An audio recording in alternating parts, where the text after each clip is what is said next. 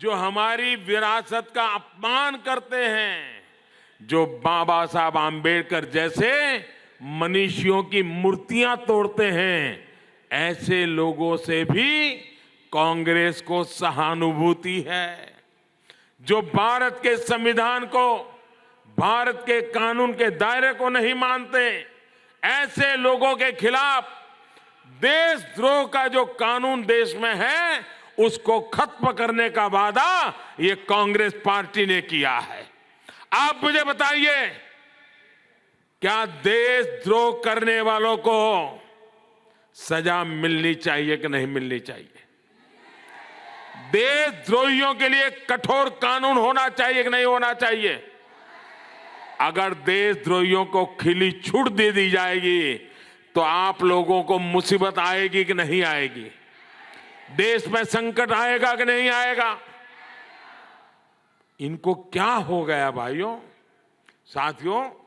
एक तरफ आपका ये चौकीदार, देश के वीर सपूत, देश को तोड़ने वालों के खिलाफ खड़ा हो रहा है। देश के भीतर हो या देश के बाहर, भारत मां पर हमला करने वालों के खिलाफ आपका ये चौकीदार कठोर कार्रवाई कर रहा है। वहीं दूसरी तरफ विचारों से दिवालिये हो चुकी कांग्रेस सत्ता में वापसी की छटपटाहट में आज इतनी नीचे गिर चुकी है। क्या ये देश में अलगाव की आवाज को मजबूत करने की कोशिश नहीं है? कांग्रेस का हाथ देश के साथ है या देशद्रोहियों के साथ है? इस चुनाव में देश का नागरिक कांग्रेस पार्टी के इन बातों का पूरा जवाब मांग करके रहेगा। आप सभी मिलकर कांग्रेस और महागठबंधन के नाम पर बना महामिलावटी लोग, उनकी जमानत जब्त कराएंगे कि नहीं कराएंगे? उनको पूरी तरह हराएंगे कि नहीं हराएंगे? उनको हमेशा के लिए घर भेज देंगे कि नहीं भेज देंगे? भाइयों, अरुणाचल को बचाने के लिए, अरुणाचल को आगे बढ़ाने के लिए प्रेमा खांडू जी के हाथ मजबूत करना जरूरी है। भारतीय जनता पार्टी की सरकार बनाना जरूरी है। दिल्ली में भी कमल का इंजन हो, अरुणाचल में भी कमल का इंजन हो, फिर देखिए अरुणाचल की गाड़ी कैसी तेज चलती है। भाई,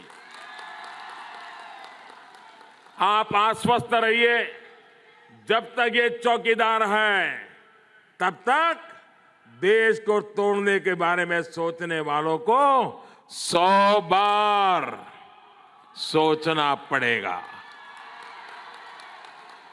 हम एक भारत श्रेष्ठ भारत के लिए जीने मरने वाले लोग हैं। यही अरुणाचल के आप सभी साथियों की प्रेरणा है। यही 130 करोड़ भारतवासियों का प्रण है। साथियों, आपने कांग्रेस और उसके सहयोगियों के 60 वर्ष भी देखे और चौकीदार के 60 महीने भी देखे हैं। बताइए, कांग्रेस के नामदारों ने कितनी बार अरुणाचल की सूद ली थी?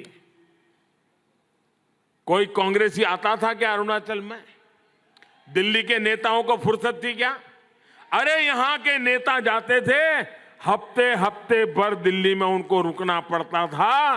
अरुणाचल की जनता के पैसों से वहां होटलों में रहते थे। वहां के नेता उनको मिलने का टाइम नहीं देते थे, मिलने का टाइम नहीं देते।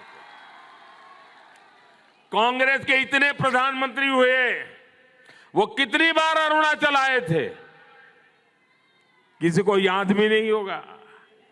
आपने कांग्रेस के इतने सालों तक प्यार दिया, क्या उन्होंने आपके प्यार को सम्मान दिया क्या? भाइयों और बहनों, यही कांग्रेस की हकीकत है, यही नामदारों की असलियत है। उनके लिए वोट बैंक ही सब कुछ है। यही कारण है कि इतने वर्षों तक अरुणाचल और नॉर्थ ईस्ट को उन्होंने भुला दिया था। उनके ढकोसला पत्र में देखिए नॉर्थ ईस्ट कहां होता है। उनके बजट उठाकर देख लीजिए, नॉर्थ ईस्ट को वो कितना स्पेस देते थे, आपकी आवश्यकताओं को कितना सम्मान देते थे। एक कांग्रेस ही है जिसने नॉर्थ ईस्ट को ना तो दिल में जगह दी और ना ही दिल्ली में जगह दी। दूसरी तरफ भाजपा है जिसने नॉर्थ ईस्ट के दिल को भी जोड़ा और दिल्ली को आपके पास लेकर के चली आई। साथियों, ये अटल जी ही थे जिन्होंने पहली बार नॉर्थ ईस्ट के विकास के लिए अलग मंत्रालय बनाया। अटल जी ने जो काम शुरू किया, आपको आपके इस चौकीदार की सरकार ने आगे बढ़ाया और हर 15 दिन में कोई न कोई केंद्रीय मंत्री की ड्यूटी नॉर्थ ईस्ट में लगाई हमने। बीते 5 वर्षों में मैं खुद 30 से ज्यादा बार और सैकड़ों बार केंद्र सरकार के मंत्री हमारे इस नॉर्थ ईस्ट के पूरे क्षेत्र में आ चुके हैं। साथियों, हम बार बार आपके बीच आते हैं क्योंकि हमें मां भारती के कोने कोने से प्यार है, जन जन से लगाव है। कांग्रेस सिर्फ वोट के लिए, सत्ता के लिए आपको याद करती है क्योंकि वहां सिर्फ एक ही परिवार से लगाव है। कांग्रेस की ये नीति एक वोट बैंक बनाने की रही है। वो इसी वोट बैंक के लिए काम करती है, फिर चाहे उससे देश का नुकसान क्यों न हो, उससे अलगाव क्यों न पैदा हो। भाइयों और बहनों, अरुणाचल प्रदेश पूरी मजबूती के साथ 11 अप्रैल को विकास के डबल इंजन को, कमल छाप डबल इंजन को शक्ति देगा। अरुणाचल और देश की चौकीदारी को सशक्त करेगा। इसी विश्वास के साथ आप सभी का बहुत बहुत आभार व्यक्त करता हूं। मेरे साथ एक नारा बोलेंगे, पूरी ताकत से बोलेंगे, दोनों हाथ ऊपर करके बोलेंगे। मैं कहूंगा मैं भी, आप बोलिए चौकीदार हूं।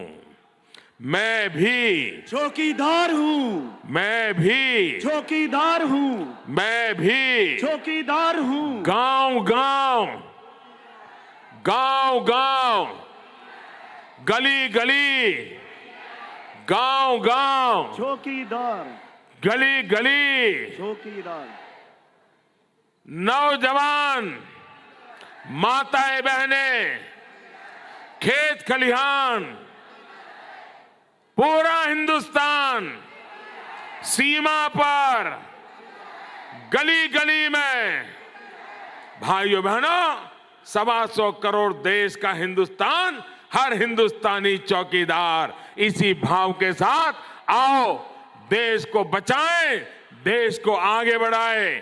भारत माता की, भारत माता की जय। बहुत बहुत धन्यवाद।